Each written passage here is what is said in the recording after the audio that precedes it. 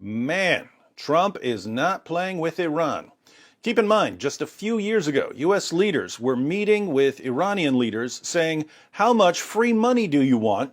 while Iranians were in the streets screaming, "Death to America." Now we've got drones taking out Iranian leaders while Iranians are still in the streets screaming, "Death to America." Seems like they're going to scream "Death to America" no matter what we do. The New York Times reports, Iran's top security and intelligence commander was killed early Friday in a drone strike at Baghdad International Airport that was authorized by President Trump, American officials said. The commander, Major General Qasem Soleimani, who led the powerful Quds Force of the Islamic Revolutionary Guards Corps, was killed along with several officials from Iraqi militias backed by Tehran when an American MQ-9 Reaper drone fired missiles into a convoy that was leaving the airport. General Soleimani was the architect of nearly every significant operation by Iranian intelligence and military forces over the past 2 decades, and his death was a staggering blow for Iran at a time of sweeping geopolitical conflict. The strike was also a serious escalation of Mr. Trump's growing confrontation with Tehran, one that began with the death of an American contractor in Iraq in late December. Now, I have to confess, I don't trust politicians at all. I don't trust Democrat politicians. I don't trust Republican politicians. The sort of politician I would trust would probably never be elected. So I'm always suspicious of everything our leaders do. When I read about a drone strike on an Iranian general, I immediately start wondering how much of it was due to the potential threat to America and how much of it was simply buddying up to Saudi Arabia. But this guy does sound like a pretty dangerous dude. In Iran, the leadership convened an emergency security meeting, and the country's supreme leader, Ayatollah Ali Khamenei, issued a statement calling for 3 days of public mourning and then retaliation. His departure to God does not end his path or his mission, the statement said, but a forceful revenge awaits the criminals who have his blood and the blood of the other martyrs last night on their hands. United States officials were braced for potential Iranian retaliatory attacks, possibly including cyber attacks and terrorism on American interests and allies.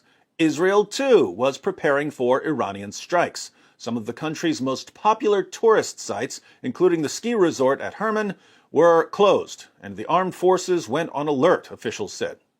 Yes, if we know anything about Iranian leaders, it's that they will jump at the chance to attack Israel. A U.S. drone just bombed our general, attacked the Jews. From the start of the Syrian civil war, General Soleimani was one of the chief leaders of an effort to protect President Bashar al-Assad of Syria, an important Iranian ally, that brought together disparate militias, national security forces, and regional powers, including Russia, in recent years. But that was far from the only front he operated on. American officials accused General Soleimani of causing the deaths of hundreds of soldiers during the Iraq War when he provided Iraqi insurgents with advanced bomb-making equipment and training. They also say he has masterminded destabilizing Iranian activities that continue throughout the Middle East and are aimed at the United States, Israel, and Saudi Arabia. General Soleimani was actively developing plans to attack American diplomats and service members in Iraq and throughout the region, the Pentagon said in a statement. General Soleimani and his Quds Force were responsible for the deaths of hundreds of American and coalition service members and the wounding of thousands more. It did not elaborate on the specific intelligence that led them to carry out General Soleimani's killing. The highly classified mission was set in motion after the American contractor's death on December 27th during a rocket attack by an Iranian-backed militia, a senior American official said. In killing General Soleimani, Mr. Trump took an action that Presidents George W. Bush and Barack Obama had rejected, fearing it would lead to war between the United States and Iran. While many Republicans said that the president had been justified in the attack, Mr. Trump's most significant use of military force to date, critics of his Iran policy called the strike a reckless unilateral escalation that could have drastic and unforeseen consequences that could ripple violently throughout the Middle East. Since the New York Times quoted a statement by the Department of Defense, let's go ahead and read it. It's short. At the direction of the president, the U.S. military has taken decisive defensive action to protect U.S. personnel abroad by killing Qasem Soleimani, the head of the Islamic Revolutionary Guard Corps Quds Force, a U.S.-designated foreign terrorist organization. General Soleimani was actively developing plans to attack American diplomats and service members in Iraq and throughout the region. General Soleimani and his Quds Force were responsible for the deaths of hundreds of American and coalition service members and the wounding of thousands more. He had orchestrated attacks on coalition bases in Iraq over the last several months, including the attack on December 27th, culminating in the death and wounding of additional American and Iraqi personnel. General Soleimani also approved the attacks on the U.S. Embassy in Baghdad that took place this week. This strike was aimed at deterring future Iranian attack plans. The United States will continue to take all necessary action to protect our people and our interests wherever they are around the world. So Iran is in a very awkward position. The Ayatollah called for retaliation.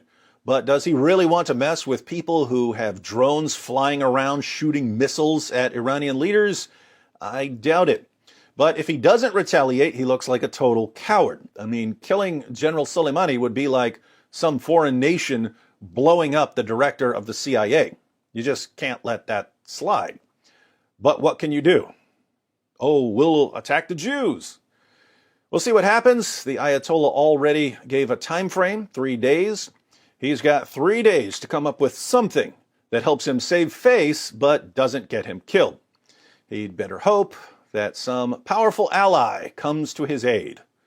Otherwise, things are not looking good for Iran.